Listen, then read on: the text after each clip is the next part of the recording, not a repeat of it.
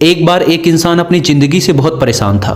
वह हर समय अपने आप को कोसता रहता था कि क्या जिंदगी मिली है मुझे, क्या जीवन है। हर परेशानी मेरे साथ ही है, हर दुख मुझे ही आकर घेरता है, हर झंझट मेरे ही सर पड़ती है। एक दिन इसी तरह अपने आप को बैठा हुआ कोस रहा था कि क्या नसीब है मेरा, क्या किस्मत है मेरी, क्या जिंदगी है मेरी, कि तभी अचानक एक बाज अपने शिकार को पंजों में दबाए हुए एक पेड़ पर आकर बैठ जाता है और वहीं पर अपने उस शिकार को खाने लग जाता है। यह परेशान आदमी जब उस बाज को देखता है तो कहने लगता है कि क्या जिंदगी है इसकी, क्या जीवन जी रहा है मजे का। ना इसे खाने की चिंता, ना पीने की, ना पहनने की और ना ही परिवार की। शिकार करता है और मस्त खुली हवाओं में कभी इधर घूमता है, कभी उधर घूमता है, सारे दिन आसमान में उड़ता रहता है। असल जिंदगी तो यही है, जीवन तो ये जी रहा है। और फिर वो आसमान की तरफ देखकर जोर जोर से चिल्लाता है कि काश मैं भी एक बाज होता तो मुझे भी कोई दुख ना होता, मुझे भी कोई परेशानी ना होती, काश मैं भी एक बाज होता। जब वह 2 से 3 बार जोर जोर से चिल्लाता है कि काश मैं भी एक बाज होता तो मुझे भी कोई दुख ना होता, मुझे भी कोई परेशानी ना होती, तो अचानक आसमान में बिजली कड़कने लग जाती है और आसमान से आवाज़ आती है कि हे इंसान, क्या ये हमने सच सुना कि तू हमारी दी हुई ज़िंदगी से परेशान है और तू एक बाज बनना चाहता है।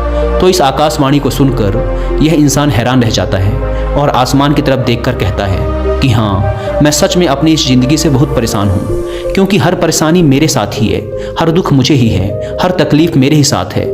तो आसमान से फिर आवाज़ आती है कि हे इंसान, एक बार फिर सोच ले, हमने तुझे बड़ी प्यारी ज़िंदगी दी है, लेकिन अगर फिर भी तू चाहता है कि हम तुझे बाज बना दें तो हम तुझे बाज बना देंगे। लेकिन अगर एक बार हमने तुझे बाज बना दिया तो फिर हम तुझे बाज से इंसान दोबारा नहीं बनाएंगे। तो यह आदमी तुरंत जवाब देता है कि मैंने अच्छी तरह से सोच लिया है कि मुझे बाज ही बनना है, और एक बार बाज बनने के बाद मैं दोबारा कभी नहीं कहूँगा कि मुझे इंसान बनना है। तभी ऊपर से आवाज़ आती है कि जैसी तुम्हारी इच्छा, और वह इंसान बाज बन जाता है। बाज बनते ही वह इंसान खुली हवाओं में उड़ने लगता है, कभी उड़ता हुआ इधर चला जाता है, कभी उड़ता हुआ उधर चला जाता है, और सोचता है क्या मज़े की ज़िंदगी है, असल ज़िंदगी तो यही है, ना कोई चिंता, ना कोई परेशानी, ना कोई डर। वह सारा दिन ऊंचे आसमान में उड़ता रहता है, 2-3 मिनट पंख मारता है, उसके बाद पंख मारना बंद कर देता है और लंबे समय तक हवाओं में तैरता रहता है।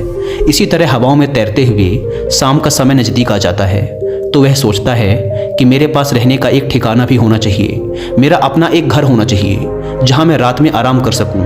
तो यह सोचकर वह छोटी छोटी लकड़ियाँ इकट्ठा करने लग जाता है और एक ऊंचे पेड़ पर अपना घोंसला बनाने लग जाता है। एक एक लकड़ियाँ इकट्ठा करके वह अपने लिए एक सुंदर सा घोंसला तैयार कर लेता है और रात में उसी में सो जाता है और सोचता है सुबह उठकर शिकार भी करूँगा और सुबह उठकर फिर से मौज मस्ती भी करेंगे, खुली हवाओं में उड़ेंगे। सुबह होते ही वह शिकार की तलाश में निकल पड़ता है, हवाओं में उड़ता रहता है। ऊपर से जाकर देखता है कि कहीं ज़मीन में मुझे कोई शिकार नज़र आए तो मैं तुरंत जाकर उसे दबोच लूँ और वहीं पर खा लूँ, लेकिन उसे कोई शिकार नज़र नहीं आता। काफ़ी समय बीत जाता है, वह लगातार ऊंचाई से शिकार को ढूंढता रहता है, लेकिन उसे कोई शिकार नहीं मिलता। फिर पास ही एक जंगल होता है, यह उस जंगल में चला जाता है, यह सोचकर कि शायद वहाँ कोई अच्छा सा शिकार मेरे हाथ आ जाए।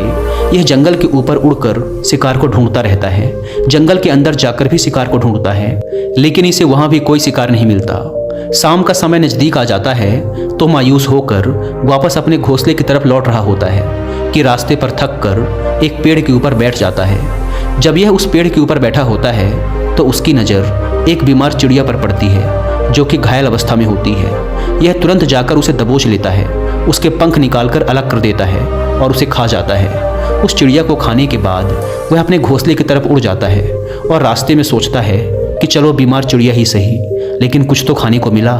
वह अपने घोंसले पर पहुंचकर आराम करने लगता है और सोचता है सुबह एक अच्छा सा शिकार पकड़ूंगा और अपनी भूख मिटा लूँगा। जैसे ही सुबह का प्रकाश होता है यह निकल पड़ता है अपने शिकार की तलाश में। हवा में उड़ता रहता है, लेकिन आज फिर कोई शिकार इसके हाथ नहीं आता। काफ़ी समय बीत जाता है, यह ऊंचाइयों पर जाकर अपनी तेज नज़रों से शिकार को ढूंढने की पूरी कोशिश करता है, लेकिन इसे कोई भी शिकार नज़र नहीं आता।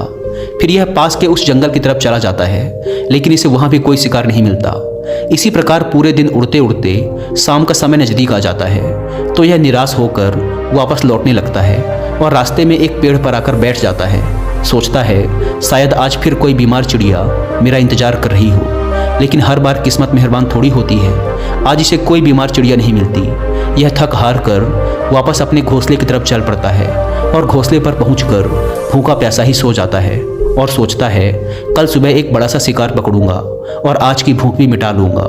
रात को अपने घोंसले में सोया होता है, गहरी नींद में होता है कि तभी एक भयानक तूफान आता है। इस तूफान की हवा इतनी तेज होती है कि इसके घोंसले को उड़ाकर एक जगह फेंकती है और इसे कहीं दूर दूसरी जगह फेंकती है। तो ये जहाँ पर गिरता है वहाँ नीचे एक नोकदार लकड़ी पड़ी होती है जो इसके पंजे में गड़ जाती है और इसे बुरी तरह घायल कर देती है। तूफान के रुकने के बाद बारिश शुरू हो जाती है।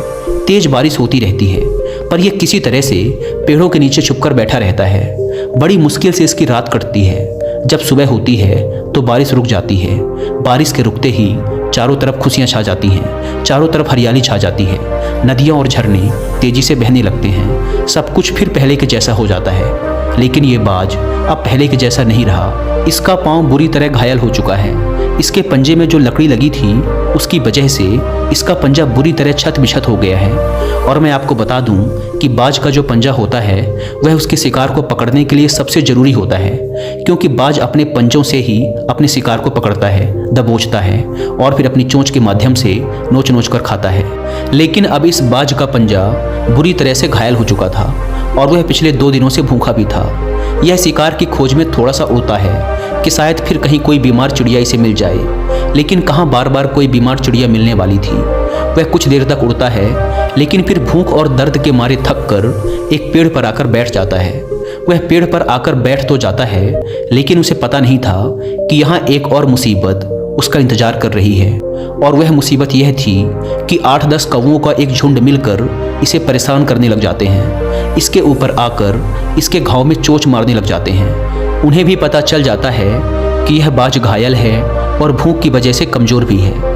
यह बाज उनसे बचने के लिए थोड़ा सा उड़ता है और फिर जाकर बैठ जाता है। उनसे पीछा छुड़ाने का प्रयास करता है लेकिन वो फिर इसके पीछे आ जाते हैं। तो यह फिर उड़कर थोड़ी दूर चला जाता है लेकिन वो इसका पीछा नहीं छोड़ते और बार बार इसके पास आकर इसे परेशान करते हैं। कौवे अक्सर बाज के साथ ऐसा करते हैं लेकिन फिर बाज भी उनके साथ एक खेल खेलता है। जब कौवों का झुंड बाज को परेशान करता है और उनका पीछा नहीं छोड़ता तो बाज हवा में सीधी उड़ान भरने लग जाता है। वह तेजी से सीधा ऊपर की ओर उड़ने लग जाता है। कौवे भी उसके पीछे उड़ते हैं लेकिन कुछ देर तक उड़ने के बाद कौवे ऐसी ऊंचाई पर पहुंच जाते हैं जहां पर उन्हें ठीक से ऑक्सीजन मिलनी बंद हो जाती है।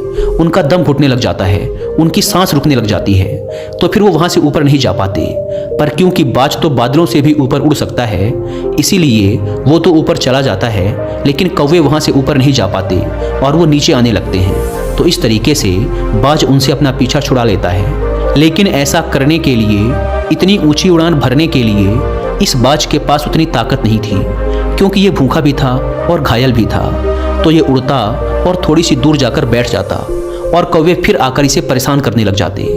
इसी तरह भूख और घायल हालत में एक दिन गुजर जाता है, दूसरा दिन गुजर जाता है, तीसरा दिन गुजर जाता है, लेकिन इस बाज की हालत में कोई सुधार नहीं हो रहा था। वह बद से बदतर होती जा रही थी। चौथे दिन जब ये बिल्कुल खत्म होने पर आ जाता है, इसके अंदर बिल्कुल ताकत नहीं बचती और इसका शरीर इसका साथ छोड़ने लगता है, तो यह किसी तरीके से उड़कर पास ही इंसानों की एक हॉस्पिटल होती है उसकी छत पर आकर बैठ जाता है और वहाँ से आने जाने वाले मरीजों को देखता है और अपने आप से कहता है कि काश आज मैं एक इंसान होता तो ऐसे छोटे मोटे जख्मों का हॉस्पिटल से इलाज करवा लेता या किसी को बता देता कि मैं भूखा हूँ, परेशान हूँ, मेरे साथ ये परेशानी है। लेकिन आज मैं एक ऐसा बेजुबान परिंदा हूँ जो किसी से कुछ नहीं कह सकता, किसी को अपना दुख नहीं बता सकता, किसी से कोई मदद नहीं मांग सकता। यही बात सोचकर वह उसी छत पे अपना दम तोड़ देता है। वह अपनी जान की कुर्बानी तो दे जाता है लेकिन साथ ही साथ हमें यह सीख भी दे जाता है को जैसा बनाया गया है आप जैसे भी हो उसी में खुश रहो और उसी में बेहतर करने की कोशिश करते रहो, ना कि इस बात से परेशान रहो कि काश मैं ऐसा होता, काश मैं वैसा होता, काश मैं ये बन जाऊं। आपको जैसा भी बनाया गया है आप उसी में अपना सर्वश्रेष्ठ करने का प्रयास करते रहो। दोस्तों, ये कहानी तो काल्पनिक है लेकिन हमें जीवन का एक बहुत ही महत्वपूर्ण नियम सिखाकर जाती है कि हम जैसे भी हैं अच्छे हैं, बस हमें उसी में अपना सर्वश्रेष्ठ करने का प्रयास करते रहना चाहिए।